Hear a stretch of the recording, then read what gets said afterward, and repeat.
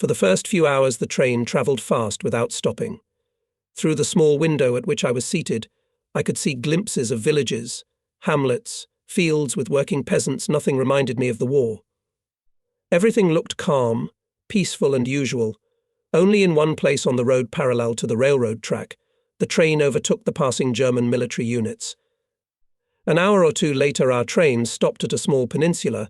It was transferred to the reserve tracks, and here we stood for almost the whole rest of the day.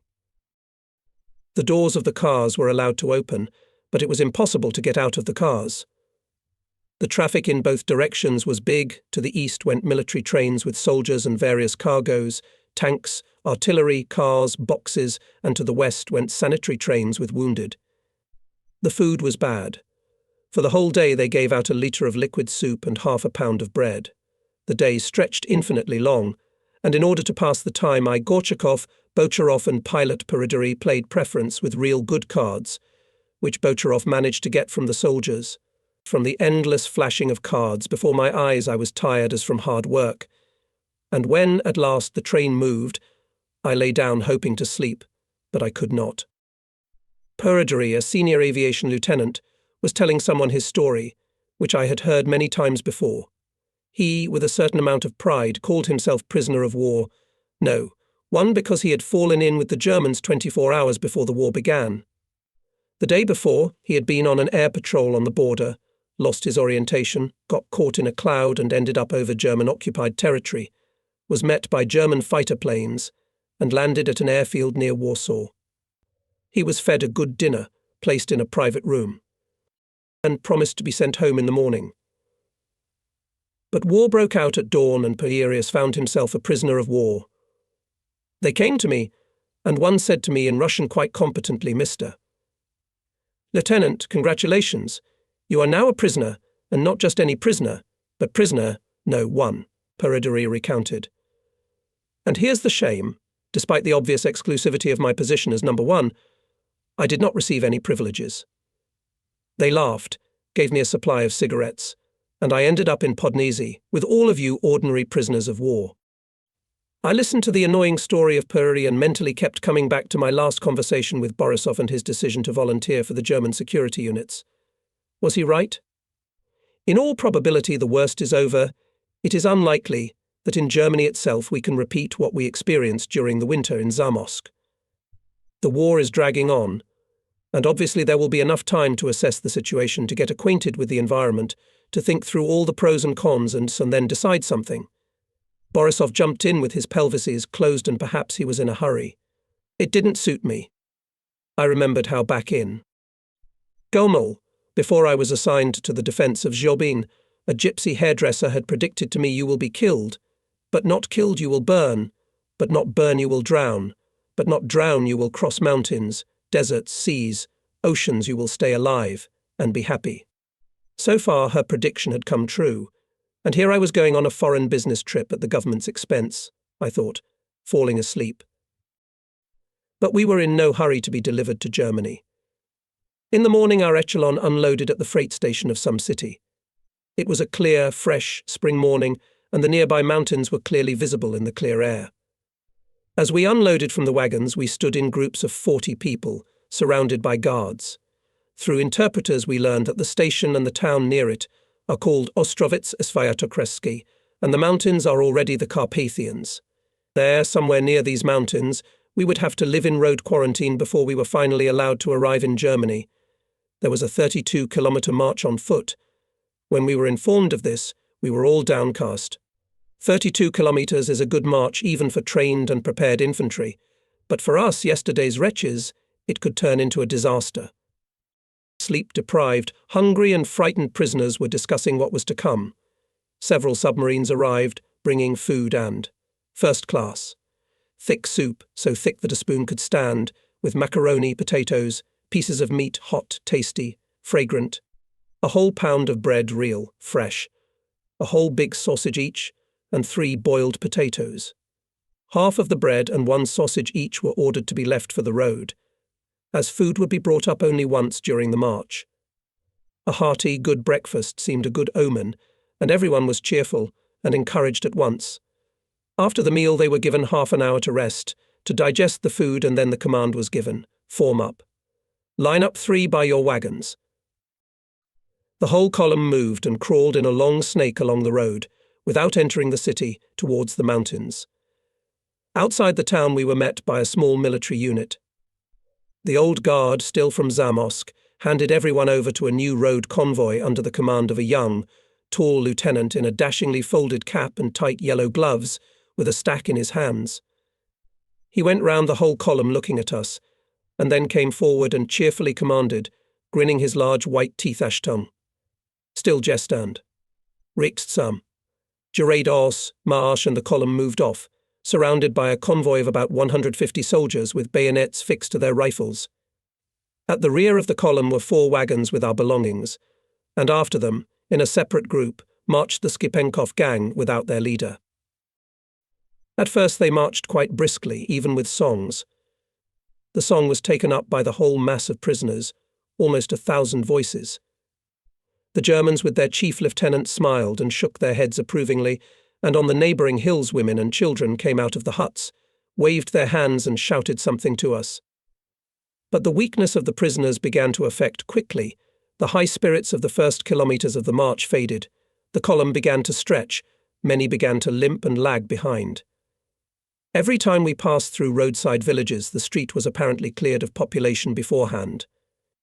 Only strolling along the rows of houses were some big fellows with white bandages on their sleeves and sticks in their hands.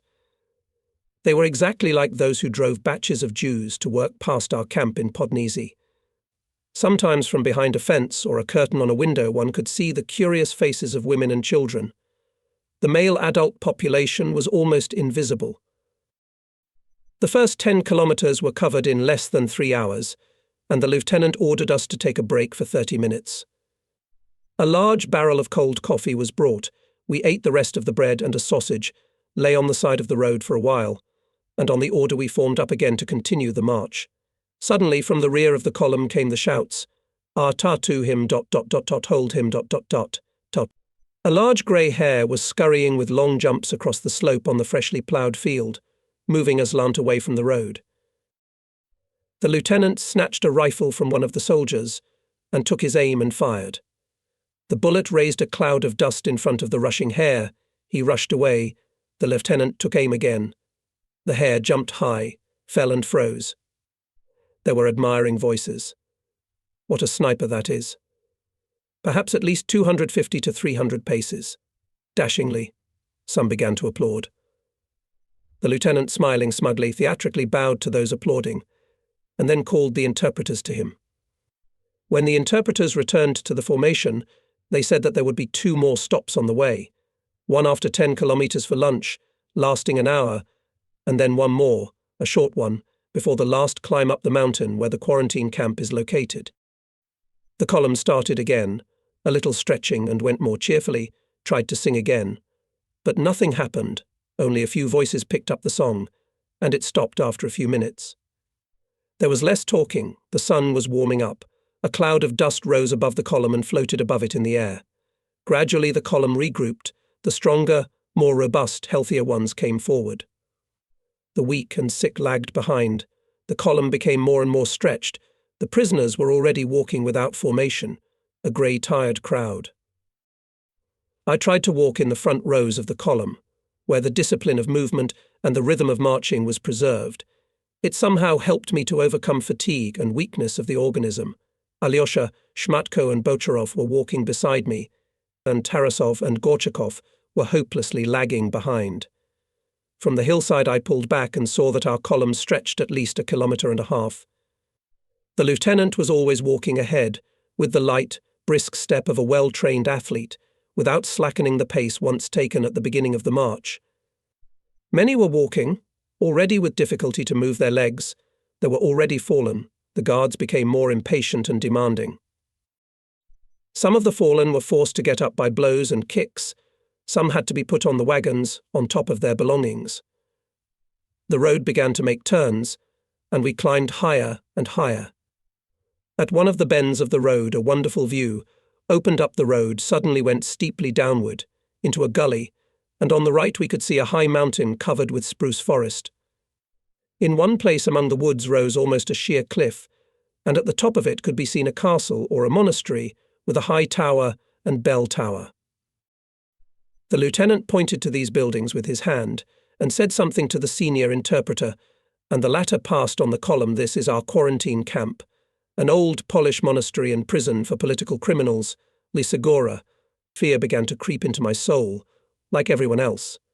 The height is not less than 1,000 meters. How will we climb up there? We'll be lost. We won't climb to that height.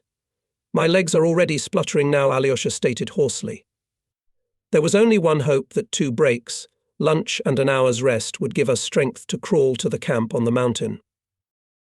When we descended into the lowlands, we found ourselves in a very strange-looking village.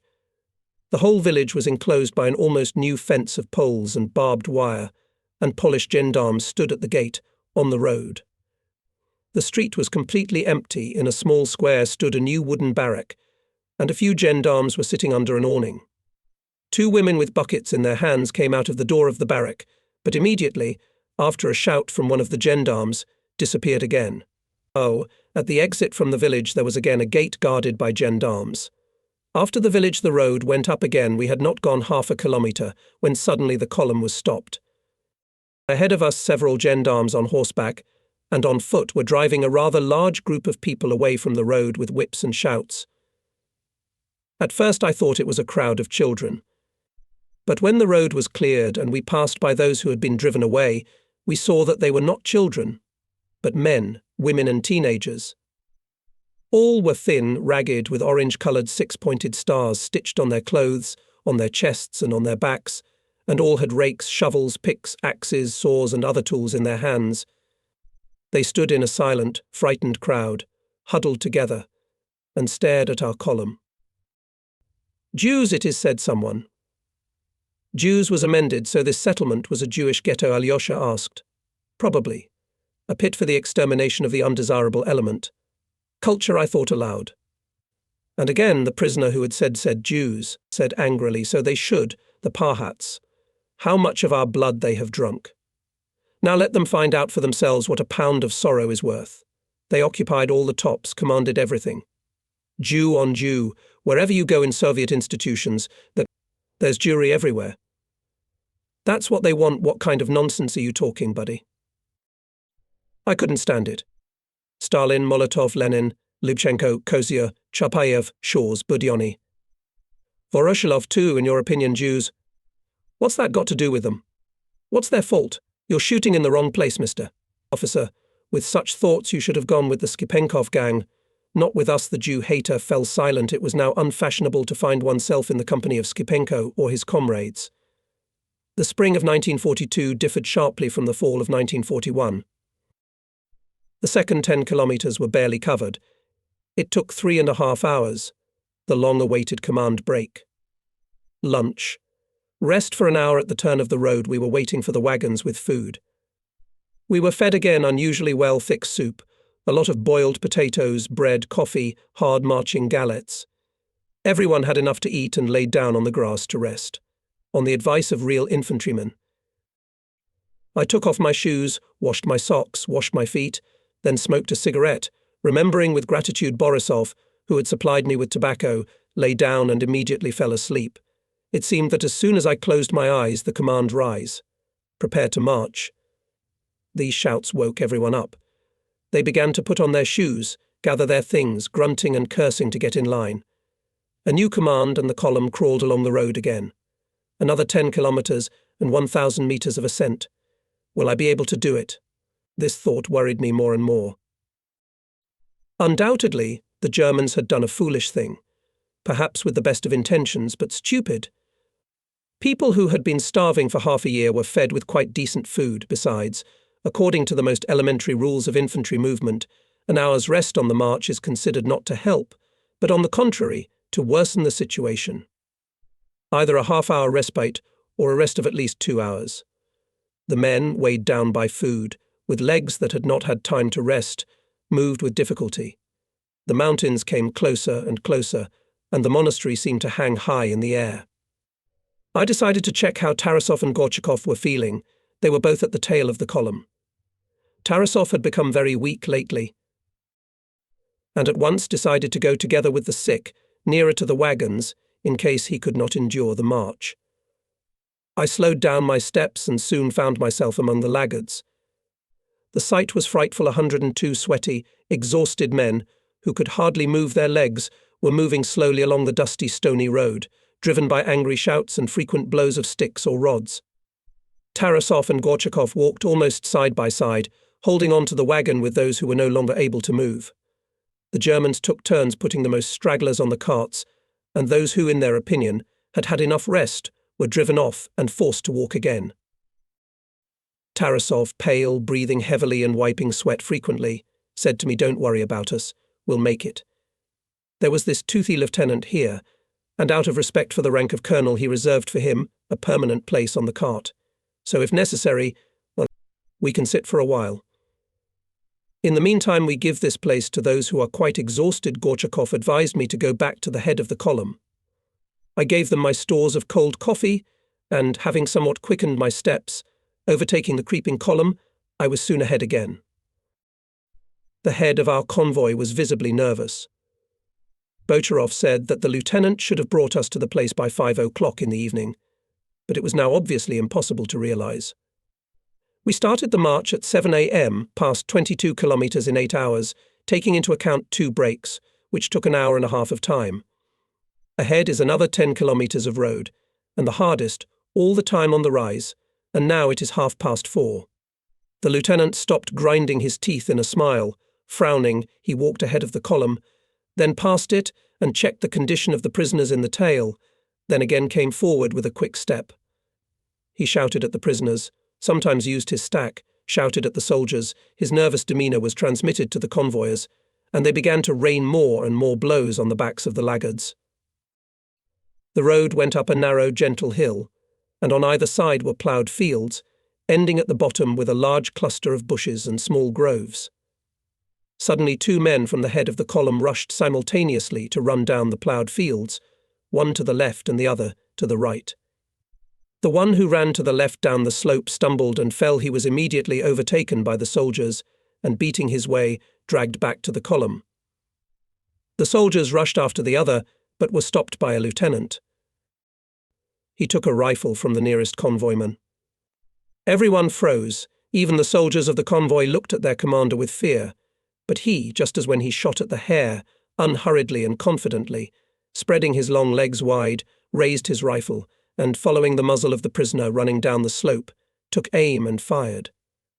The fleeing man swung his arms, took a few steps by inertia, and fell like a sheaf on the ploughed field. There was complete silence for a few seconds after the shot, which was broken up by many voiced shouts of protest, indignation, and mere cursing at the lieutenant. The prisoners huddled together in a dense mass, and the noise increased every moment. The lieutenant gave a command, and all the soldiers, running a dozen paces apart, pointed their rifles at the crowd. The lieutenant shouted something, waving his stack. The interpreters translated silence.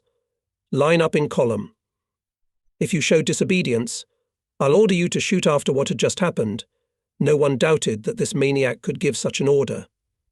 The noise died down, and the column formed up.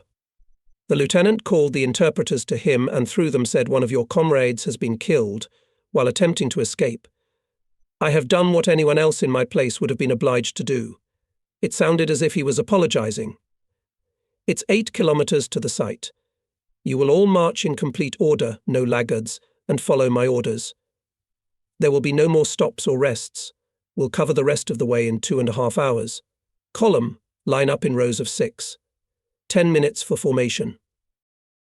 Gorchakov came up to me. "Listen, Major, I have an idea that might convert this idiot.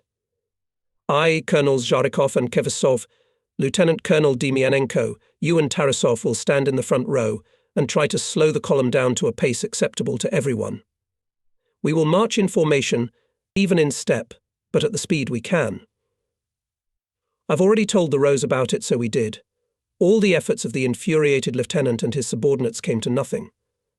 When he, obviously realizing what the matter was, ran up to us, the first row, and swung his stack at Demianenko, who was coming from the right side, Gorchakov, unexpectedly for me, said to the lieutenant in German here, In the first row, there are 3 colonels, 1 lieutenant colonel and 2 majors, all senior officers in the column. Lower your stack, Mr. Lieutenant. The column will move in formation, in harmony with your orders, but at the speed at which men exhausted by 7 months' starvation and disease at Camp Samosa can march, we think it will be better not only for us all, but also for you, Mr. Lieutenant. When Gorchakov spoke, he was magnificent, even majestic, calm, confident, slightly condescending to the junior in rank in a tone that allowed an objection. Who would have believed it? The lieutenant was humbled. He looked somewhat puzzled at our row of senior officers and, turning, went ahead of the column, matching his steps with ours, while we, in step, in even rows, followed him. The dead man was wrapped in a cloak tent and placed on one of the wagons, and his comrade, who had been beaten up by the soldiers, was placed beside him. It turned out that both were Ossetians from the same unit who had been captured at the same time in the encirclement near Kiev.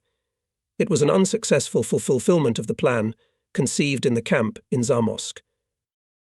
But the head of the convoy evidently felt that he had lost control of the column to some extent, and this probably annoyed him. He was walking in front with 2 field fellows from the convoy, saying something to them, often glancing back at the column, sluggishly and slowly, but in full formation, creeping in the dust along the road. Something he's up to. That toothy one, said Tarasov. He got a slap from you, and he needs a rematch, if only to keep his prestige before the soldiers. I didn't know you could speak German so well, I remarked. Oh, my dear, in Zamosk I actually did nothing but learn that language, though I had already laid a good foundation at the academy. I advise you to master it. Too, I intuitively feel that we shall have much to do with Germany, said Gorchakov. The road went up and up, winding along the mountainside. A turn, and on the left a steep mountain, and on the right, far below, a hilly valley, villages, roads, and in the haze of the city, from which we left this morning, another turn, and now the mountain on the right, and the valley on the left. The sun was setting, illuminating the low, slanting rays of the mountain and the monastery already close, hovering just above us. It was already 5:45. We had to go another 1.5 or 2 kilometers, when suddenly the whole column was stopped. The road went forward in a loop, and on the right side there was a wide gully covered with sand, stones and sparse low shrubbery, and at the top of it there was a stone barrier, and the walls of the monastery began. The ascent was at least 30 degrees. The lieutenant came to our front rank and, pointing with his stack to the scouring, ordered nach oben. Marsch, here's a rematch for you, Tarasov. You were right, Mr. Lieutenant. Gorchakov addressed the lieutenant, but the latter interrupted impatiently, with angry eyes, I have no time. March. A part of the soldiers in 2 chains stretched rapidly on either side of the scouring, ascending to the walls of the monastery. We moved towards the breach. At first we tried to walk, but in many places the slope became so steep that we had to get on all 4s. Gorchakov, Tarasov and Kavastov immediately fell behind, and Demianenko gave up after them. I and Zharikov crawled up the slope ahead of the others. Having risen 50 meters, I looked back. The full width of the scour was filled with people crawling between 2 chains of convoys, and below, on the road, stood a lieutenant with several soldiers, driving the rest of the column into the gorge of the scour. The convoys and the Skipenkov gang were going up the road, higher and higher. I began to be overtaken by the crawling prisoners, and it was more and more difficult for me to move on the slope. I did not have enough air to breathe and strength to drag my body. I lay down on the ground and decided to take a breather, lay down for about 5 minutes and crawled up again, no longer trying to stand on my feet. Alyosha and Shmatko caught up with me and began to help me in difficult places. My wounded leg began to cramp several times, probably from muscle strain. Several times Alexei massaged my thigh. Someone snapped on the slope and rolled downhill, knocking down crawlers along the way. I sat down again and looked down. Now all the prisoners were already on the slope, followed by the soldiers of the convoy. Only at the very bottom a few soldiers were doing something, as it seemed to me from the height, with 3 prisoners lying by the roadside. At last Alyosha, Shmatko and I reached the stone barrier at the top of the scour, where there were already a number of prisoners, In another 10 to 15 minutes Gorchakov and Tarasov crawled up. Behind the stone barrier there was a road turning again in a loop to the left.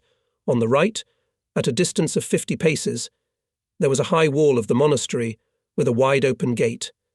And at the gate there was a big group of German soldiers and deliveries with things, sick, killed Ossetian, and also Skipenkov's gang.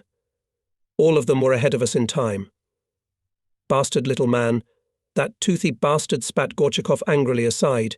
How can one be satisfied with such a revenge? We were all lined up again in a column of 6 men in a row. A check was made. Everyone turned out. There were 932 men in all standing in line, lying on wagons, the living plus 2 dead men. The second dead man was the one who rolled down the slope. He died of a broken heart. While the formation, inspection and transfer of the live goods from the hands of the convoy and the hands of the prison administration was taking place, it became completely dark, and the strong lights at the gates and on the walls of the prison were lit. The column moved through the gateway into the courtyard. On the arch was a relief inscription in Polish. Someone translated, "Remember that sincere repentance is rewarded with God's forgiveness," and inside another one, "Go with God in your heart, sin no more, and don't come back here ever again."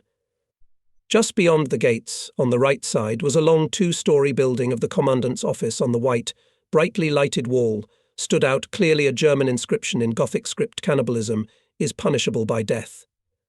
Significant, I thought. And who created the conditions for cannibalism? In the brightly lit prison yard, the column was met by local prison staff. A group of rear prison guards, dapperly and neatly dressed, looked curiously at the crowd of prisoners, dirty, ragged and utterly exhausted from the march. One of them, with crooked legs and sparsely spaced teeth, grinning with a full mouth, suddenly sang in broken Russian, wiggling and dancing Vashava Tovarisha na Katorga vidit. Both he and all his colleagues in the trade were amused, all laughing at the prank of the crooked-footed man. Our group of specialists from Zamosk stayed in Lisagorska prison for exactly 1 month. Here the whole administration of the camp was completely in the hands of the Germans, and our nobility, the Skipenkov gang, turned into mere ideologues, though they were given a separate small room in the yard. When and by whom the Lisagorski monastery, or as some called it the Holy Cross Monastery, was built, none of us knew. By the type of construction, by the architecture, by the metal details on the doors and by the bars on the windows, we could safely assume that it had been standing here, on a high, almost steep cliff of the Carpathian Mountains, for at least 3 or 4 centuries. The walls on the first floor were 2 meters thick. The vaulted ceilings were supported by massive columns. The main material of the building was local grey granite. All the windows faced the courtyard. Only one internal staircase on each landing had a window overlooking the main gate. The monastery building adjoined an old Catholic church with a tall bell tower. This bell tower, with a cross on the Gothic roof, was visible from many kilometers away. On the first 2 floors were small, almost dark rooms. There were 2 or 3 tiered wooden bunks everywhere, also of very old construction. The 3rd floor was empty and boarded up. The whole of this part had once been a room for monks, where they lived, and in many places there were crosses made of stones on the vaults or walls. The common large halls were evidently refectories. The monastery itself was once converted into a prison, and only the extreme right wing of the whole ensemble was kept in the possession of the church. On all floors and in the basement there were traces that it had once been something common, but now a number of arched openings were blocked up with later, but also very old masonry. On the level of the courtyard, near the main entrance to the building, were 8 round sloping wells with grated heavy iron doors. Each well was about 1 meter in diameter and 5 meters deep. These were the punishment cells which smelled damp and rotten. It was a political prison. The prison yard was paved with stone slabs and bounded on one side by the prison building and auxiliary services, and on the other by a low stone parapet. Beyond this parapet was a chasm of at least 250 to 300 meters of almost sheer wall of granite cliff on which the monastery prison was built. On the edges of this parapet were 2 watchtowers with guards and searchlights illuminating the entire courtyard with bright light from sunset to sunrise. On the right side of the courtyard was the guard barracks, and on the left the open cellars of the main building. Despite the prohibition to climb under the building, of course, the prisoners began to do reconnaissance what was there. I climbed down once, just out of curiosity. The main part of the building was built directly on the granite of the rock, but the whole part of it, approaching to the edge of the massif, was supported by colossal arched vaults of some titanic dimensions. In the chaos of heaped granite blocks and supporting structures there were passages, holes, narrow slits and narrow corridors going to unknown places. One of the curious fell into a hole, broke his leg, and the next day a whole group of workers came and thickly covered all the openings with barbed wire. The view from the prison yard was spectacular. On a clear day one could clearly see the town of Ostrovitz, the railroad station where our train was unloaded, and the road along which the column passed. The horizon was immensely wide. Settlements, villages, roads, 2 rivers, everything was visible as on a relief map. In the mornings and on cloudy days the clouds floated somewhere below, well below the level of the yard. In the evenings, a majestic picture of the sunset opened up. Alyosha and I could not tear ourselves away from this spectacle every evening until dark. The clouds in the sky gradually lit up. The whole sky glistened with gold, purple, an endless variety of red, orange and yellow colours, illuminating grey-blue or purple clouds. The colours changed every minute, flaring up more and more, reaching a climax, some special intensity, and suddenly beginning to fade, wash away and darken. The sky faded, and only above the distant horizon a strip of molten gold glistened for a long time, slowly and gradually fading and disappearing. Alyosha was an artist by profession and by vocation. I also drew, so we used to spend whole evenings here, swooning with delight. The rations given in this quarantine camp were hungry. The desire to eat did not leave anyone for a minute, but in comparison with Zamoshye it was possible to live here. The main thing was that everything that was given by the Germans to the kitchen went into the cauldron, and everything that went into the cauldron was equally divided among all. The prisoners were not robbed, not by the police, not by the kitchen staff, not by the orderlies, not by the clerks. Everything here was in the hands of the Germans, and there were no privileged groups. The crooked-legged, sparse-toothed German who greeted the column with the song Vashiva, Tavarisha na Katorga Vidut, turned out to be a good fellow. He was the chief in the kitchen, and tried his best to improve the food as much as he could. One evening he sat down with Alyosha and me and admired the sunset with us. "It's a very beautiful sky. Mr.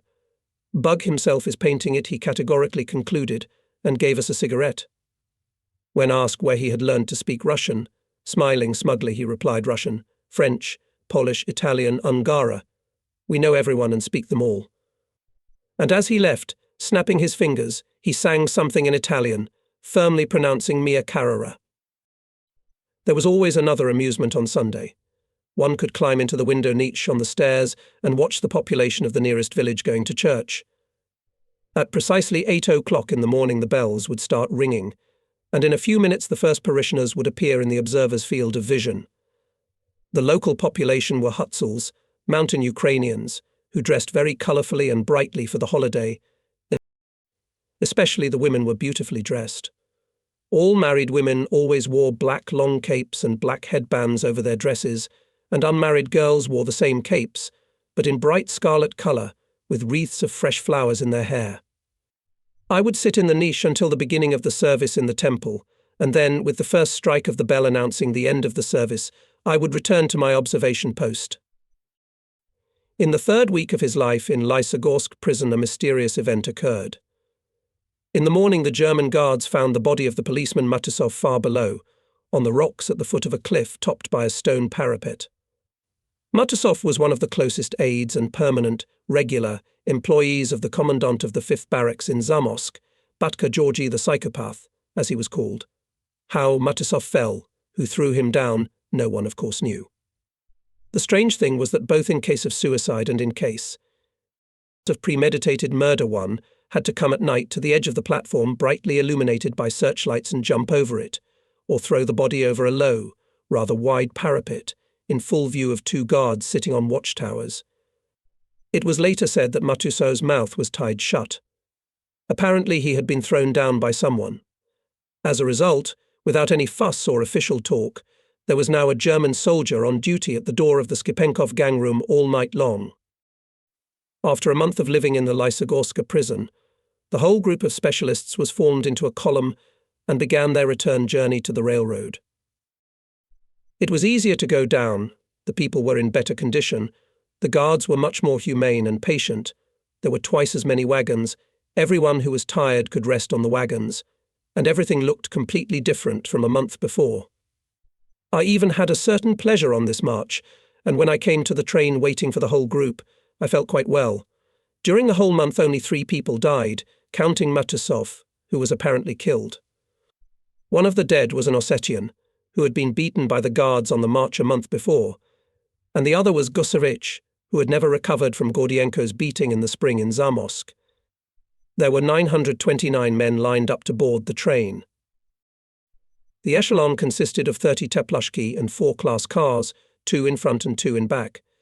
Bocharov and Vorobechik, the interpreters, learned that there were almost 1,000 kilometers to travel.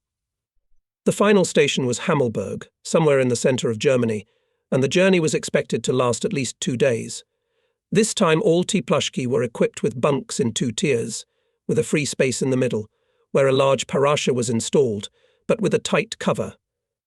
After feeding at the station, everyone was loaded into the cars, 40 men each, and the train started on its long journey. It quickly became dark, and everyone, tired from the march, comfortably lay down on the bunks and fell asleep. Suddenly, in the middle of the night, there was gunfire.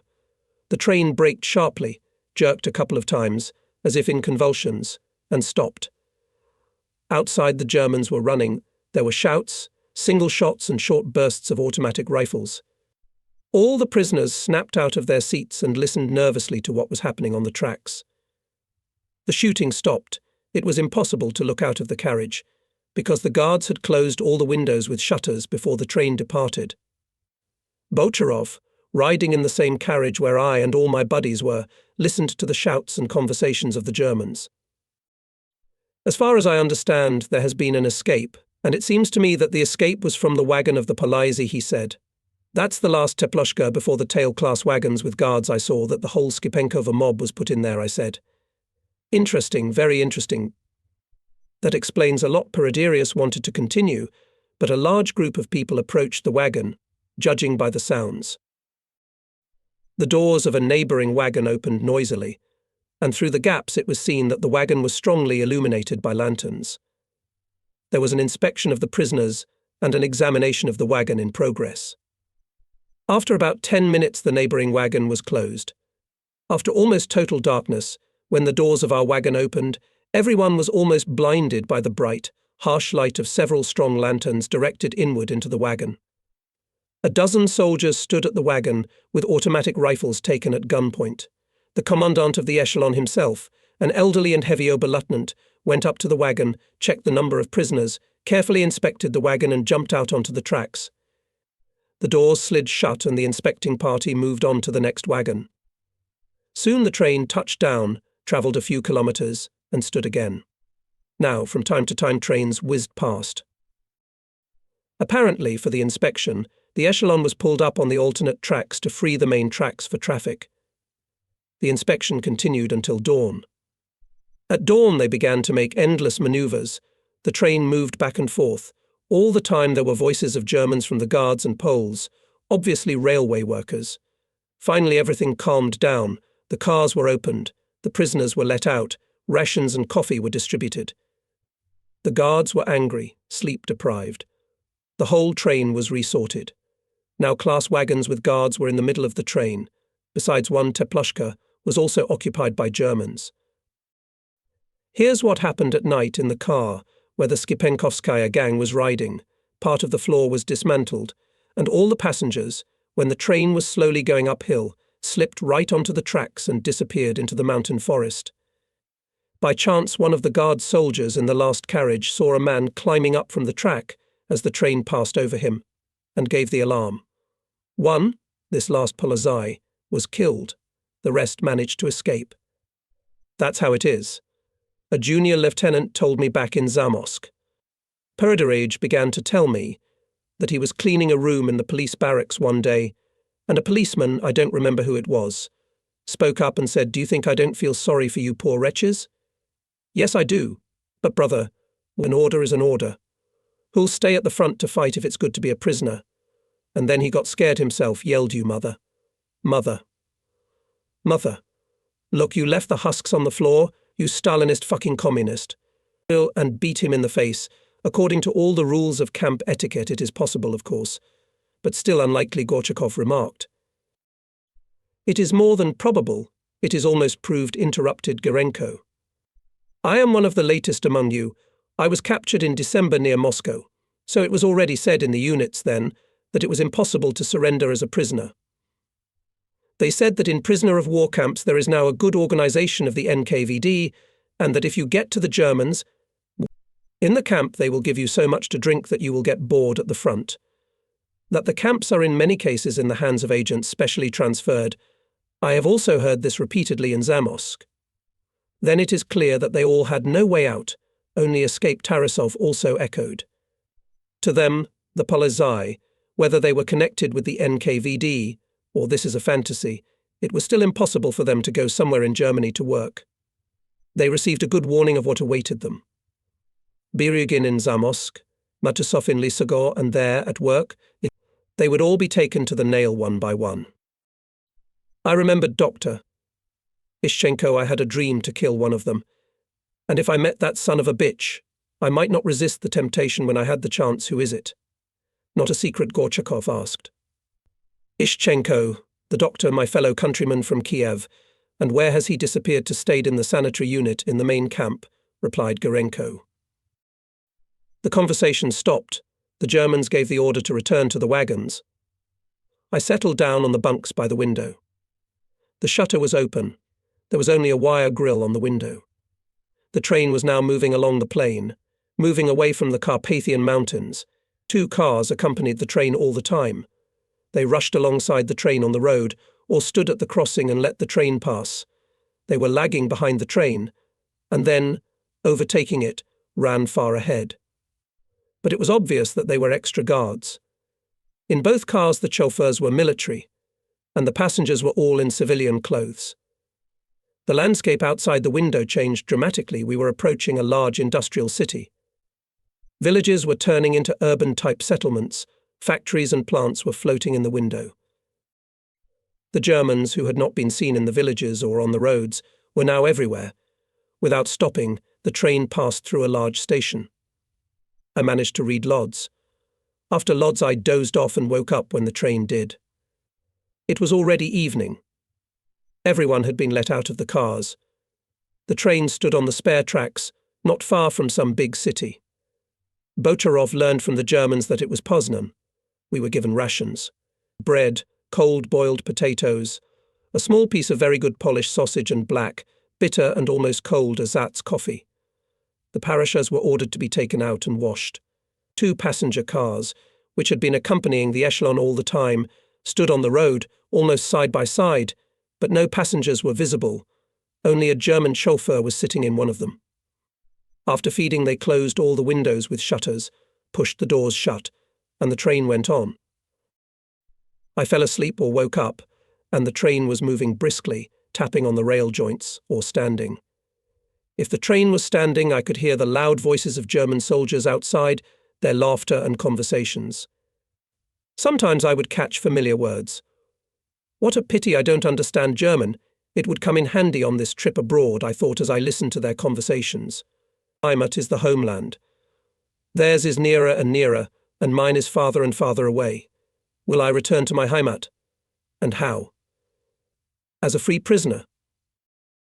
Healthy or crippled? Willingly in a class car of a passenger train, or in a freight car of a prison echelon. It was almost daylight when I was awakened again by the sound of the window shutter being opened from outside. Everybody was still asleep. The train was on the tracks in some town, and all the lettering on the signals and on the visible signs was in German. The soldier opening the shutters, seeing my face in the window, winked and said with evident pride in his voice, "Das unsere Hauptstadt." Das ist Berlin. Hey, wake up. I started to wake up my comrades. Hey, fellow friends, fellow lords and gentlemen, comrades. We're in Berlin, the capital of the new Europe. Berlin is not a shabby Poland, but the real Europe. Or what's left of it after the 5-year rule of the great Führer Tarasov said skeptically. But the seats at the 4 small windows were taken with a fight. Everyone wanted to look at Europe. The carriage doors were pulled back, and the rations began to be distributed. Alas, in Europe it turned out to be much scarcer than in shitty Poland. Everyone was hungry. Before our train moved on, the soldiers inserted 2 wooden bars into special sockets in the doors. The doors were not pushed open, but 2 soldiers climbed into each car and sat on either side of the open door. No doubt the train commandant decided to show the prisoners what Germany looked like, to show off his Heimat, and there was a lot to brag about. Our train passed directly through Berlin. Around Berlin, and in many places over the city itself, hung huge balloons. Soldiers told Bocherov that this is part of the air defense system, and that an air attack on Berlin is impossible. The British and Americans tried, but all their planes died before reaching the target, and now they no longer try more. The German, telling this, meaningfully put his index finger to his forehead and smiled smugly. That's how clever and cunning we Germans are. Berlin was left behind. The day was clear and sunny, and in spite of hungry stomachs, everyone huddled at the open door and did not take their eyes off the endlessly unfolding panorama of an unfamiliar country, with a completely different, alien in every detail, life of a foreign people. Bocherov kept questioning the soldier, translating questions and answers. The soldiers explained they liked the Russian prisoners, apparently amazed and surprised by everything they saw. We passed the province of Brandenburg. Then we had to pass Saxony, with the large city of Leipzig, then Hamelberg, where there is a camp for captured officers of all the countries at war with Germany. There are many thousands of Englishmen, Frenchmen, Americans, Belgians, Russians, Bocherov translated. Everyone lives very well there, playing soccer, tennis. There are libraries, clubs, cinemas. Everyone gets parcels from the Red Cross. Bocherov. God forbid. What are you saying? That it's paradise there, exclaimed one of the listeners. I translate, that's what they say. Indeed, it smells like a fairy tale. Clean towns, villages, individual farms, everywhere beautiful asphalted roads, everywhere many cars, trucks, cars of all sizes and styles. Forests, fields neatly cultivated, people mostly clean and well-dressed, absolutely incredible number of bicycles and motorcycles. Factories, huge factories and again fields. Towns with churches, beautiful houses of unusual architecture. The terrain is hilly, many rivers intercepted by bridges and dams, and astonishing cleanliness and some special order even in the fields and forests. Like a picture. This is how they live. This is what capitalist Europe looks like. Gorchakov put his arm round my shoulders. What do you say, Major? I pity them. Under such conditions they will never come to communism. They won't want to. They won't get to the paradise bequeathed by Marx and Lenin, I replied. The train was now running parallel to some special road.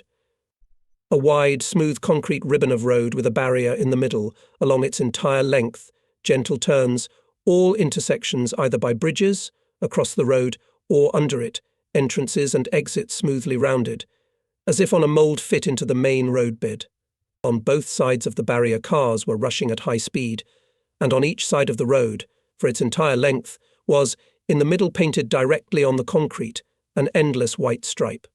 On one side the cars flew in the same direction, as the train, and on the other side they flew toward it.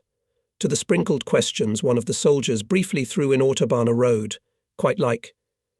You can't even think of anything to compare it to. A utopia of the future. How much concrete there is here, my goodness. Alyosha, as if mesmerized, looked at this truly amazing sight. This is what it looks like, the autobahn. I read about this miracle before the war, and in America such roads go from ocean to ocean, across the country I remembered, for thousands of kilometers. Without stopping, drove through the outskirts of Leipzig, and soon the train was on the spare tracks at Nürnberg. Here large tubs of hot soup awaited the travellers, and to the general delight, very good and in large quantities, but nothing else, not even bread, was issued. The halt was short, and in 15 minutes the train was on the move again. Soon we passed the large and beautiful city of Erfurt, and immediately afterward entered the forests. I had a severe headache, and in spite of a great desire to continue the observations, I was forced to lie down on the bunk and soon fell asleep. Alyosha woke me up. "Get up, here we are." All of you overslept. It's so beautiful here." The train slowly crawled past the picturesque town, located between rather high hills, among which sometimes protruded high piles of stone blocks and rocks. The railroad station floated by, built in a style a little reminiscent of medieval castles, with many people standing on the platform and a large group of children dressed in uniforms of semi-military tin, with all sorts of patches on their sleeves and chests. The social system which had been left there at home, and this new one which we were beginning to touch and see, had much in common: a leader at the top of the pyramid, absolute official unanimity, Heil Hitler here and long live Stalin there, and here a group of pioneers, from infancy soaked in propaganda, future obedient members of the party, here National Socialist with swastika badges, and there Communist with badges depicting the sickle and hammer. The train crawled a little farther and stopped at the unloading platform of the goods warehouse. All our group of specialists were unloaded from the cars on the spare tracks and started to be transported to the camp. This procedure took quite a long time, because only 6 small trucks carrying 20 to 25 people were carrying us, and there were 898 of us. When the last batch was transported, it was beginning to get dark. On the way to the camp, we drove through the streets of an old, typically German, clean, neat town. The camp was outside the city. On the slope of a gentle wooded mountain, we could see rows of dark brown brick buildings and whole streets of wooden barracks, barbed wire fences, guard booths, towers with searchlights and machine guns, and all other evidence that people deprived of freedom were being held here. We, who arrived from Lisagor, were placed in a separate block in 10 3-room standard barracks, fed poorly, but everyone was so tired from the long journey that as soon as we reached our places we fell asleep like dead people. Thus began the Hamelberg seat. In the morning, after a very meagre breakfast, consisting of a 1/4 pound of bread, of a strange kind and taste, 3 boiled potatoes, a tablespoonful of borax jelly, the thinnest piece of processed cheese, and 1/2 liter of a brown lukewarm liquid called coffee. All those who had arrived the previous night were lined up on the platform in front of the barracks. At 4 tables sat German non-commissioned officers, calling out everyone on lists and filling out individual registration cards. No one was allowed out of the line, only to go to the restroom. Each person who passed the registration had to return to the line. At each table, in addition to a German, sat a POW interpreter, but to all our questions concerning living conditions in the camp or our future, they usually answered with a standard phrase: Later you will find out everything, but now go back to your place in the formation." When registration was over after almost sin hours, everyone was allowed to return to the barracks. We were placed in an average of 30 people in a room, where wooden bunk beds with straw mattresses, the same pillows and grey bike blankets, all new, clean, were put quite densely. It was announced to us that after lunch everyone would have a medical checkup and a bath. In addition, everyone would be given clean underwear and uniforms after the bath, and those without shoes would be given boots. Lunch was issued at 12.30. Again, very hungry, a liter of vein soup with potatoes and rutabaga and a 1/4 pound of the same strange bread. All the afternoon we washed, numbered, changed our clothes. The linen was old, often torn, worn out, but clean and disinfected, uniforms of the most varied Soviet, Polish, Dutch, scattered, often also torn, but clean. All these procedures continued until the evening.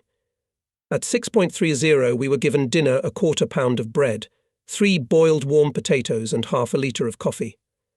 Finally, after dinner, nobody touched us any more, and we were able to look around and try to understand what our new officers' camp, in the very centre of Germany, was like. Hamelberg is an old German town in northern Bavaria.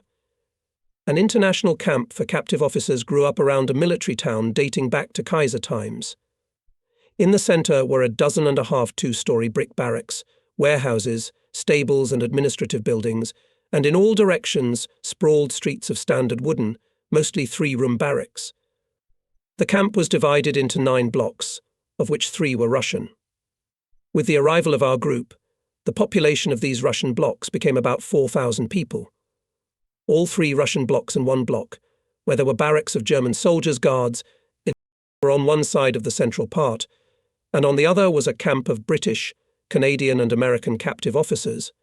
These blocks were completely isolated from us, and I personally, during the whole 2 months of my stay in Hamelberg, never once saw these chosen ones of fate. Everything that the convoyers told us on the way from Lisagor to Hamelberg was true in the officers' camp. For all these nations there were well-equipped barracks, libraries, sports grounds, clubs, even a movie. All these captive officers were allowed to correspond with their families. They received personal and standard Red Cross parcels. All were well-fed, well-clothed. All this was available for officers of the Allied armies of different nationalities, but not for us, the God-forsaken Soviet nationality. Here in Hamelberg, of course, it was quite clean, not so crowded. There were baths, normal army restrooms, laundry, barbers worked once a week, but the food was noticeably worse than in Lisagor. Again, the main thought was food, and the main sensation was spasms of a hungry stomach. All three Russian blocks were each separately fenced with wire fences, but the gates between them were never locked and communication between the prisoners was not forbidden. A few days later, my old acquaintance from Podnies, Colonel Gorchakov, was appointed commandant of all three Russian blocks, renamed the Russian sector.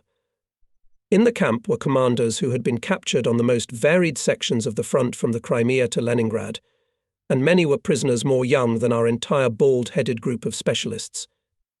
There were individuals with only 2 or 3 months of experience.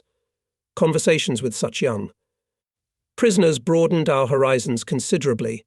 We received information about what was really happening there, on the front line, which we were completely deprived of during the whole winter and spring.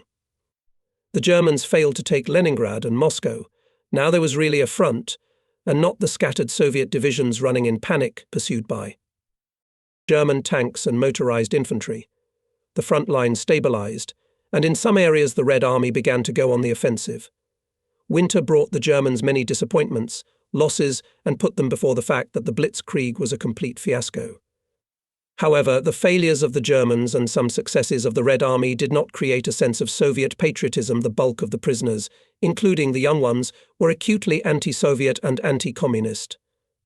Particularly the huge difference in all details of the conditions of captivity between us, the Soviet officers and the Allied officers contributed to this. Resentment against their own government and indignation at its policy towards its own soldiers, who found themselves in an absolutely powerless position, again raised a wave of anger and hatred towards it. In this respect, the whole mass of prisoners was homogeneous. During the past winter, those who had lived through it had become accustomed to the feeling of complete detachment from their country, from their past. The past had disappeared, and the present and future depended only on the German command and its administration in the camps. Constant starvation and uninterrupted idleness meant that the only desirable escape for the slowly physically weakening and mentally degenerating was the possibility of getting to work teams somewhere at all, or even for a day or two here in Hamelberg.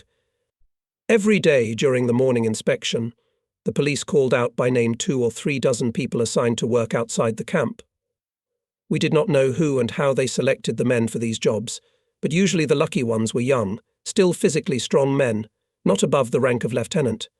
They would return for dinner, refreshed, well-fed, satisfied, bringing food with them. A couple of weeks after our arrival, a group of Germans arrived at the camp, most of them civilians. It was informed that they were representatives of German industry and that they would be recruiting groups of different specialists to work in the factories. Recruitment Commission, as this group came to be called, summoned the prisoners on the basis of their civilian occupation as marked on their registration cards. On the 2nd or 3rd day of the Commission's work, I was summoned as well. In a barrack room, at 2 tables, sat 2 Germans. We who had been summoned to the Commission were brought in 2 by 2, and a policeman indicated who should go to which table. I sat down on a chair past a middle-aged gentleman who was carefully reading my registration card. He identified himself as Engineer Michael and began to ask me about my work as an engineer before the war. The conversation went on for quite a while, and as he let me go, Michel said he wanted to talk to me again. Michel spoke fluent Russian and in our conversation he indicated that he needed to select a group of engineers to work in the design bureau. And before the arrival of this recruiting committee, there were rumours that we would all be sent to work, and with the beginning of its activities, these rumours got a solid foundation. Now, no one doubted that in a short period of time we would all be sent away in different directions, and since, judging by the tone of the representatives of the Commission, we were received and spoken to as specialists, not as unto-mention, our hopes for the future took on a noticeably rosy colouring. The next day Michael summoned me again. He put a drawing of a large solenoid-driven valve on the table and invited me to tell him what I saw in the drawing. Then from his briefcase he took out a bronze part of some mechanism and told me to make a sketch of this part in 3 projections with a cut in a certain plane. When I successfully completed the task, Michael, apparently satisfied, said, "Excellent, competent and fast. We will meet with you again." After a few more days I was transferred to another barracks, to a room where, as it turned out, all those who had long conversations with Engineer Michael were gathered. There were 28 of us mechanical engineers with known experience in design and in mechanical engineering. On Gorchakov's orders, I was appointed senior in the room.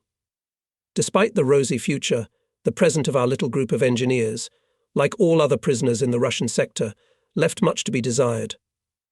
We were hungry, getting weaker every day, idling all day long, and sinking into a pessimistic apathy. Even the talk and discussion of all sorts of big problems. In the world, information about which was now more or less available to us from various sources had become tiresome and did not excite interest. How much time is left till dinner? When will dinner be served already? These questions were more pressing and intimate. Groups of preference players formed in our room, playing this old card game literally all day long. I joined one such group. There were 4 of us, me, Major Bedritsky, an aircraft designer and test pilot, Captain Melnikov, a mechanical engineer from the Tula Arms factory, and Senior Lieutenant Shmakov, a designer at the Rostov factory of agricultural machinery. One day, when we were finishing our morning polka, Melnikov said that it was time to finish, because it was already 12.20 and now they would bring the Belander. None of us had watches, so I wondered how he knew the time so accurately. It turned out that Melnikov had, so to speak, a sundial.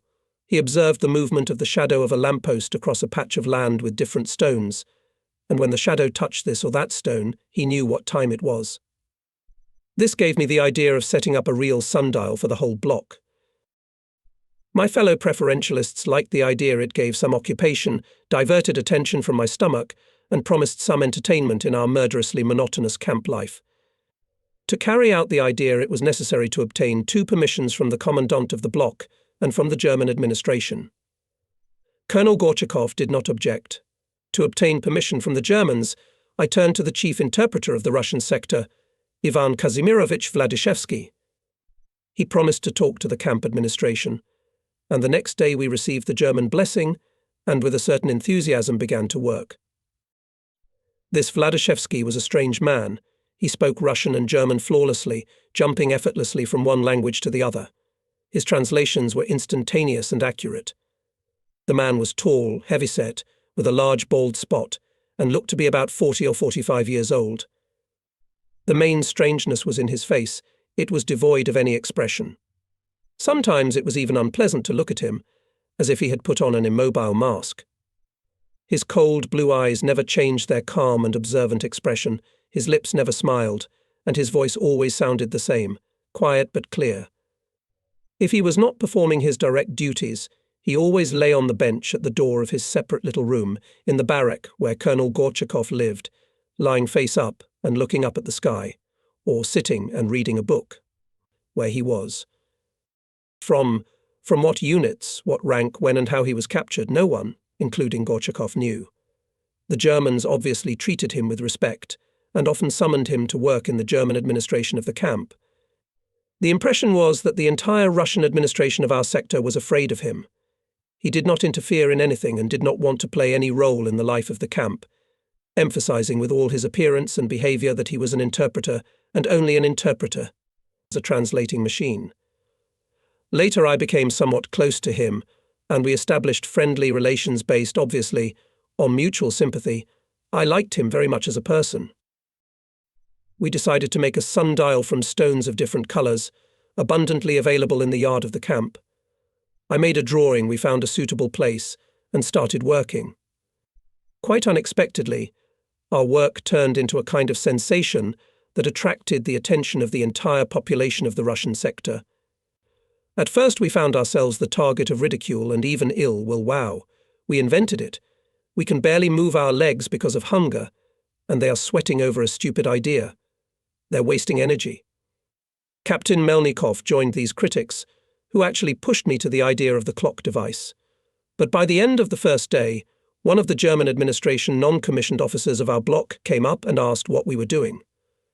Somehow I explained it to him. He was interested in the idea and promised his help. His help was what created the sensation. Before dinner, when we were sitting on the construction site, as Shmakov christened the place of our work and was selecting pebbles of different colours for different parts of the clock face, suddenly our benevolent officer appeared and brought 2 pots of good soup from the German soldiers' kitchen, a loaf of bread and a pack of cigarettes.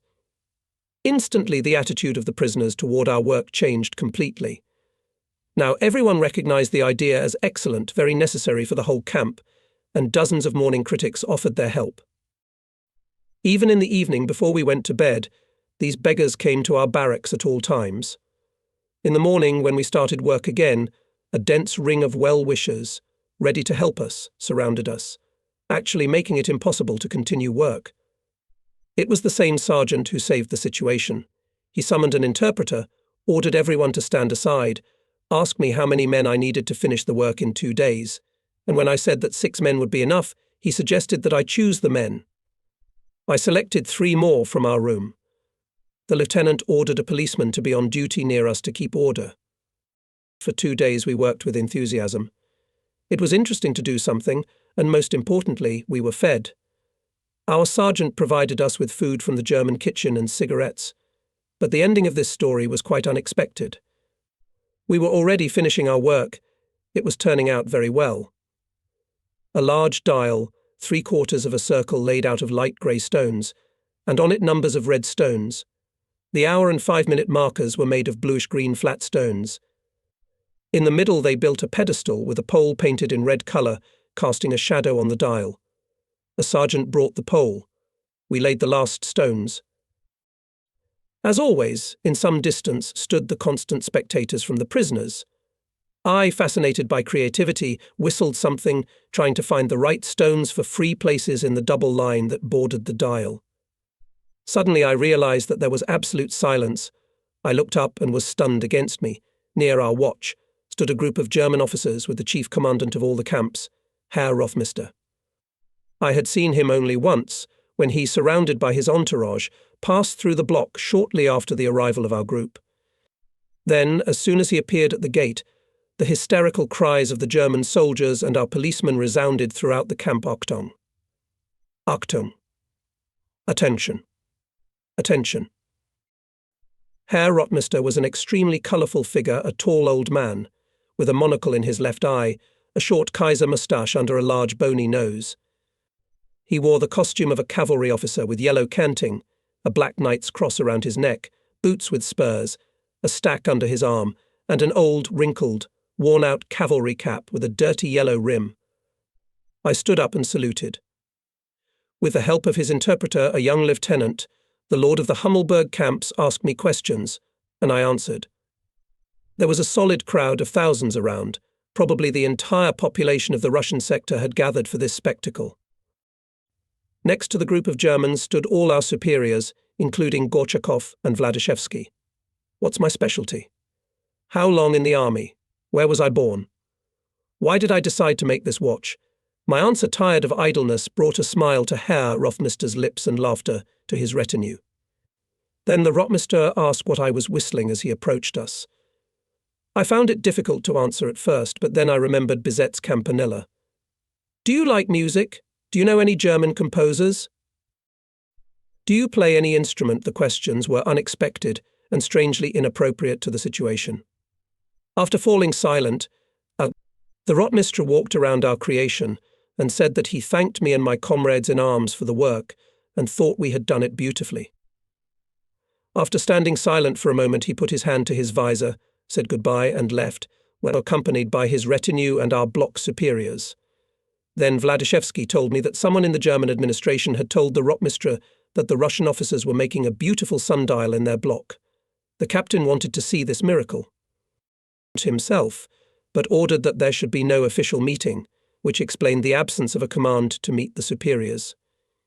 The whole incident became the main topic of conversation in the Russian sector, and we, the watchmakers, were prophesied a brilliant future and increased food.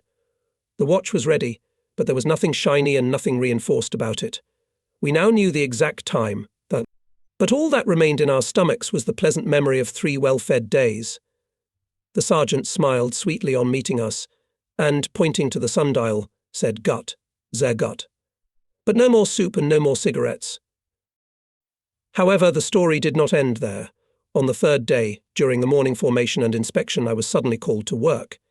It turned out to be strange. The work teams left, and I was separately taken outside the gate of our block and brought to the police barracks. One of the senior policemen examined me skeptically and said, "Shave. I'll bring more decent uniforms now.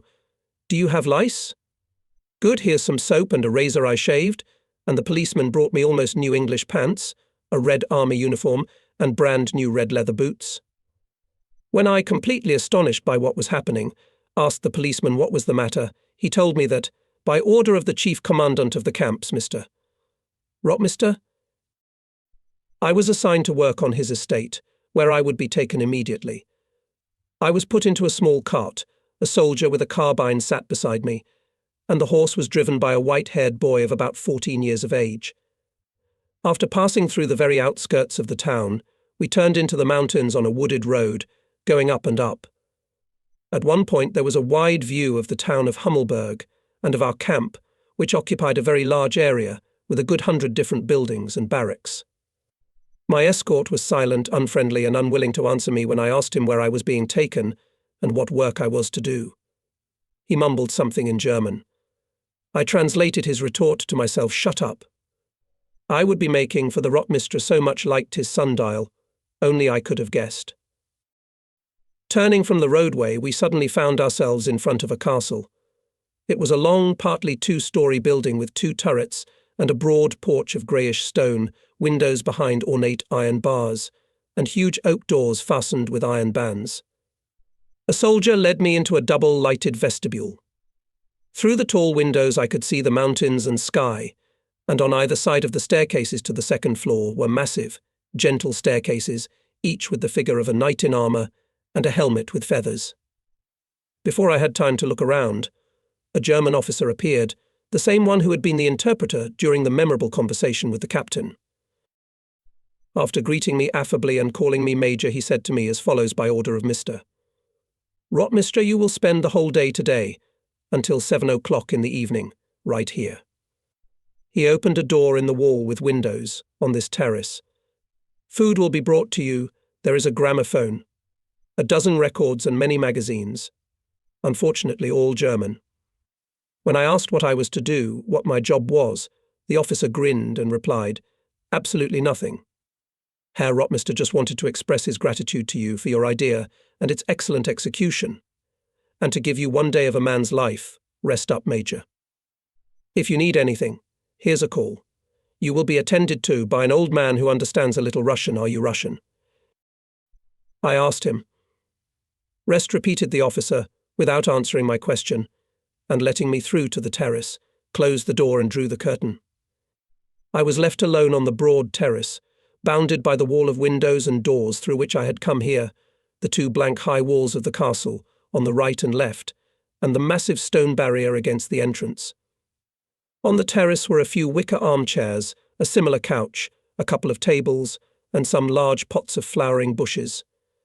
I approached the barrier and was surprised to see that the entire castle was built on the edge of a cliff, and the terrace protruded over an almost sheer precipice. Far below, a mountain stream was murmuring, and the stone cliff was probably at least 100 meters high. From here I had a wonderful view of the mountains, valley, distant villages, forests, and rocks. On this terrace I spent the strangest day of my life in captivity. I looked at pictures in magazines, tried to read without much success, listened to classical music, Chopin, Bach, Beethoven, Wagner, lay on the sofa, looking at the clear blue sky, admired the view, ate, as I had not eaten since the beginning of the war, at a table with a tablecloth. From good dishes, fork, knife and spoons, drank coffee, real, strong, fragrant coffee, drank even a glass of wine. I was served by a gaunt, little old man. He served the food, cleaned the dishes, brought cigarettes, and after lunch and a cigar in a separate tube. The greatest pleasure of the day was the solitude. Since the beginning of the war, one had never experienced this wonderful feeling.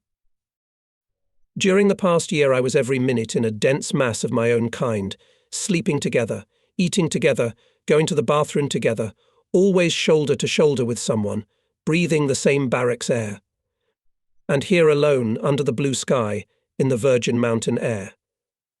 The old man would appear for minutes, but when I tried to talk to him, he would whisper fearfully, "It's not possible to molati, verboten," and disappeared again in the doorway behind the signboard. Why the Romistro suddenly came up with such an extravagant idea to give one of the thousands of Soviet prisoners a day of human life? I tried not to think. I simply enjoyed every minute of the happiness that fell to my share, which, alas, ended exactly at 7 o'clock in the evening. One of the non-commissioned officers came to pick me up in a small truck that usually delivered bread to our block and took me back to the camp. When I got into the car, an old man came running up and shoved a decent wrapped package into my hands. The policeman who had sent me away in the morning said, "You can keep your pants and uniform. Return your boots tomorrow morning. I'll give you other ones. What's in the bag?" He opened the bag and took out a pack of cigarettes. "I'll keep one for myself. I hope you don't mind. Lucky you. Watchmaker, go to the block." I was met by all the watchmakers. They were most interested in the contents of the package. It was a royal gift: sandwiches with sausage, a piece of cheese, a whole white bread, a pack of cookies, and 5 packs of German cigarettes. Only when we had shared all this wealth did they start asking me about the day we had spent. During the evening and the whole of the next day, the story had to be repeated countless times, including by Gorchakov and Vladishshevski. Gorchakov confined himself to a laconic remark: caprice.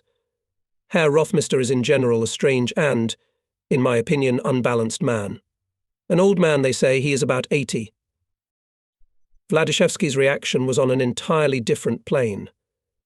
Everything I know about this man suggests that he is kind, honest, eminently decent, and a 100% gentleman. He is a baron of ancient lineage, an aristocrat, a hereditary military man, a hero of the War of 1914. These representatives of the military elite Hitler does not believe them, because he knows very well that they are not with him, but rather against him. But for the time being he is forced to reckon with them. They are too influential and revered among professional soldiers. I do not think that this was just a caprice of an old man out of his mind, as Gorchakov thinks. Rather, I think it was a gesture of protest against the whole system of which he himself is a part. Paradoxical, but very likely. I came to this camp in September 41, when there was a different commandant. The Baron has cleaned up a lot of things, especially the Russian part. Now here we Russians are treated as human beings, officers, not as caged unto mention. This is his merit. I personally respect this aristocrat Baron gentleman. Accidentally or deliberately, but on the anniversary of the start of the war, June 22nd, the order was read at the morning formation. The order was read in front of the lined-up Russian prisoners by an officer from the command, and translated by Vladishshevski. The order stated that in the coming months all captured Red Army officers, from lieutenant to colonel inclusive, who had any civilian specialty that could be used in industry, would be sent to work. Since interned members of the Soviet armed forces do not have the internationally recognized status of prisoner of war, the rules and conditions of their confinement in camp or work teams are not subject to the supervision of the International Red Cross. The sending of those selected to work will be made compulsory, with severe punishment for those who disobey this order or are found to be agitating against it. The Commission for the Selection of Prisoners for Labour is already finishing its work, and the dispatch of teams will begin immediately. The rumours confirmed by the work of the Recruiting Commission had now become a reality. And in spite of the fact that the hopes of getting out of the camp, of changing the position of prisoner in prison to that of forced labourer, seemed to be coming true, in spite of the shaky hope of not starving to death, the very fact of the powerlessness of the Soviet captive officers, especially against the background of the privileged position of similar captives of other nations, caused a new explosion of indignation and accusations against the Soviet Union, and of course against Stalin, who symbolized the whole system. They began to leave. They left in groups, with the hope that it would be better, and with angry scolding of those who had brought us to such a state that working somewhere in Germany, perhaps under the whip of an overseer, was the only way to keep alive. Every day the work brigades left, Tarasov, Alyosha, Selchenko left, and there was almost no one left from the old acquaintances in Zask. Day after day passed, but our group of mechanical engineers continued their hungry existence in the same barrack room, as if we had been forgotten about. I became friends with the major pilot and designer Bitki. Sergei Vladimirovich was a wonderful conversationalist, intelligent, knowledgeable, educated, and a very pleasant person. He was captured near Kharkov, when the Germans by a sudden attack seized a small temporary military airfield, where Bitki was inspecting the flying unit. He was a Muscovite, and there, at home, he left a wife teacher and 2 small daughters. A talented aircraft designer and highly qualified test pilot, after graduating from the Moscow Higher Technical School and the Air Force Academy of the Red Army, he quickly moved up the ladder of career, but in 1937 he was arrested and put on trial. The charge was connection with foreign countries. This connection with abroad was expressed in the fact that Bitki subscribed to German and English technical books and magazines. The time was right, remember? The Tukhachevsky affair. But obviously they needed me more at liberty than in the jail, so they left me to work, but under constant supervision, and of course without any continuation of the connection with this very foreign country, where you and I have now fallen, he said. I began to weaken greatly, exhausted during the winter in Zamosk. My body began to give up completely. My legs swelled. I often began to feel dizzy, and it affected my mood. I became nervous, irritable, sullen. Vladishshevski noticed this and, as he could, sometimes fed me, although he himself was only on rations, refusing the extras illegally obtained from the kitchen by our block superiors and the police. Usually he would get a few boiled potatoes in excess of the norm and then invite me to his place to share a meal. Once during such a meal he told me about himself and how he came to be a prisoner. He called himself a Siberian of Polish origin.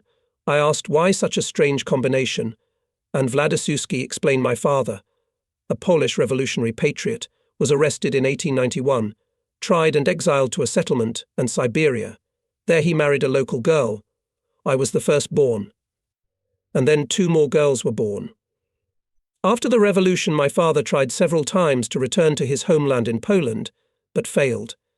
He ended up in the position of a suspicious element. He died early, followed by my mother, and when I was 16 I became the head of the family. I made my way as best I could and helped my sisters. At school I showed an aptitude for languages. They were given to me extremely easily, and in the 7-year school I was already fluent in German and French, to the surprise of all the teachers. It helped. I entered a foreign language course in Irkutsk and became a linguist. I speak, read and write Russian, German, French and English equally well. I understand Spanish and Italian, and of course I know all the languages of the Slavic group quite well. After graduation I was sent to the Commissariat of Foreign Affairs for work. In Moscow I got married. I have 3 sons. Perhaps I should say I had. I began to travel abroad often, to Europe, and once even to America, with various Kremlin magnates. I lived very well. Then I was arrested as a spy, a conspirator, an agent of the capitalists, a saboteur, a Polish bourgeois nationalist, an enemy of the people. They put all kinds of labels on me. They gave me 15 years, and I ended up in Vorkuta, but when the war started, I was immediately mobilized into the army and sent to the front as an interpreter in the NKVD intelligence service. I saw and heard so much there that I jumped over the line at the first opportunity and defected to the enemy. Now, of course, there's no going back. And I haven't seen my family since '36. The personal fate of Bedritsky and Vladishshevski had something in common with my life. We were all honest and quite loyal specialists. Despite our negative attitude to communism, to the methods of its implementation by the Soviet authorities, we worked for our people, for our country, and as a result each of us was arrested, tried, slandered and insulted.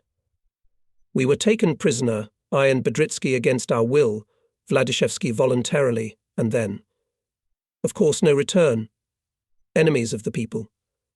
I shared this thought with Vladishshevski. For me, of course, there is no return. For you, I think there's no return either.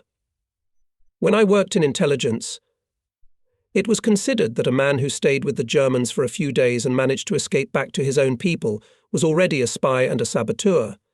You know that a Soviet soldier does not surrender, he fights to his last breath, to the last drop of blood. And you're a major with a tarnished past. It's up to you, but if I were you, I would also say to myself there's no going back. A few days later, Vladishshevski again called me to a meal. This is what I want to say to you. First of all, goodbye. I am being transferred from here to another place, also to work. My talents have helped once more, and I'm going out over the wire. I'll leave tomorrow, and we'll probably never meet again. Thank you for the pleasure of meeting you. Now, the second thing is, I found out where you and your whole group will be sent to work. There is such an organization, ANR, Heeresanstalt Peenemünde Military Institution in Peenemünde. It's in Pomerania, on the island of Usedom, at the mouth of the River Peene. This institution is famous for something, for every German in the administration at this name says Peenemünde. Talk to Gorchakov, he seems to know something about this Peenemünde and about the ANR. From here you will go to Stalag IIC, to Greifswald, on the shore of the North Sea. Now let's shake hands. Finish your barabala, and one more thing, seriously think about not returning if Stalin and his gang in the Kremlin survive, which is quite likely. Nothing good awaits you there, believe my life experience. It's a pity that our acquaintance ended so quickly. We said goodbye. I went to see Gorchakov the next day in the morning and asked him directly what he knew about this ANR with O. He told me the following: in the small fishing village of Peenemünde, not far from Stettin, back in 1937, the Wehrmacht organized a military experimental station, in German Heeresversuchtenstalt Peenemünde, or abbreviated ANR, another name Heimatartillerie-Park. Also ANR. Soviet intelligence was very interested in this institution, as it was known that this was the place where experiments and tests of high-power combat missiles were conducted. By the end of 1939, all preliminary work on the creation of missiles A3 and A4 had already been completed there. It turns out that the arrival of engineer Michael from this organization, ANR, to recruit prisoner engineers for work caused a series of conversations in the general's barracks. And then Karbyshev remembered that he had read secret intelligence reports about this Peenemünde. Gorchakov, usually very reserved in all conversations concerning topics not directly related to the present life in the camp, this time was more frank and talkative.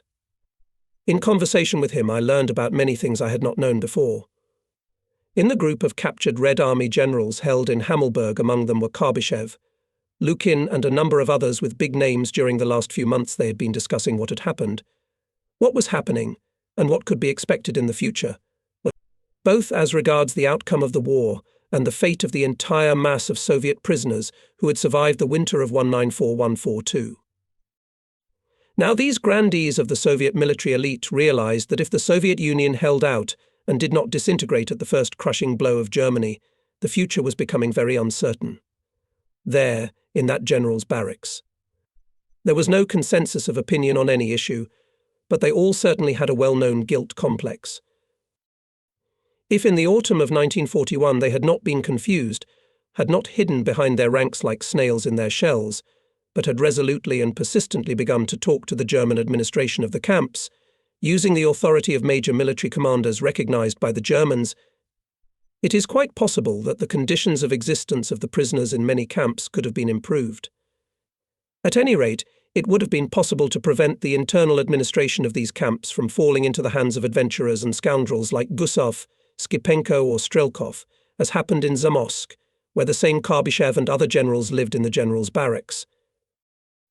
The generals knew perfectly well the official policy of the Soviet Union concerning the detention of prisoners of war. They knew about Stalin's refusal to join the Geneva Convention of the International Red Cross and the reasons for this refusal.